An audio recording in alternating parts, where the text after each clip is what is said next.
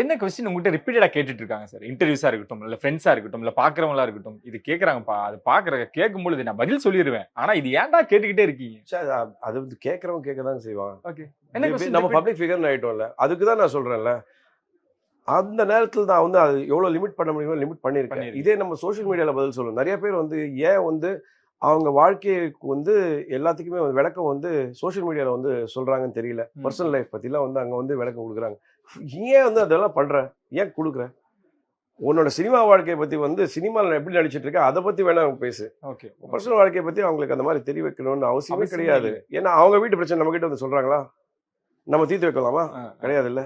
அதேதான். ஆனா கேட்கும்போது ஏன் சார் பெரிய கேப் விட்டீங்க? படம் பண்றது இல்லையா? சில டைம் கேப் விட்டாங்க. நான் வந்து 4 படம் பண்ணி முடிச்சு வச்சிருப்பேன். அது நேரத்துல அந்த தயாரிப்பாளர் வெளியீடு இல்லன்னா நான் என்ன பண்ண முடியும் சொல்லுங்க? நான் நடிக்க தான் முடியும். அந்த படத்துக்கும் திருப்பி நானே வந்து பிசினஸும் நானே முடிச்சு குடுத்து பண்ணேன்னா, நான் என்ன மீடியேட்டரா சொல்லுங்க? நடிக்க தான் முடியும். என்ன வேலை குடுத்தாங்களோ அது நான் கரெக்ட்டா பண்ணிட்டேன்ல. டைம்க்கு வந்தேன், டைமுக்கு பண்ணேன். இப்போ போன படம் கூட பாருங்க. 4 பேர் எழுதியிருக்காங்க. கண் கலங்க வச்சாரு இந்த சீன்ல, காட்சியிலன்னு. நான் என் வேலையை தான் பண்ணேன். பட் அதுக்கான ஃபுல் ரிசல்ட் எனக்கு கிடைச்சதுன்னு நான் சொல்லவே முடியாது. அதில் வேற யாரும் ஒரு தவறு பண்ணியிருக்கலாம். அதனோட பாதிப்பு எனக்கு தானே வந்துச்சு. அது ஏன் அந்த பாதிப்பு வந்துச்சு, அது என்ன சூழ்நிலையில யாருக்கும் தெரியாது. ஆனா ரொம்ப ஈஸியா சொல்லிடுவாங்க. Periyar Maniammai Institute of Science and Technology, Tanjavur. The world needs you.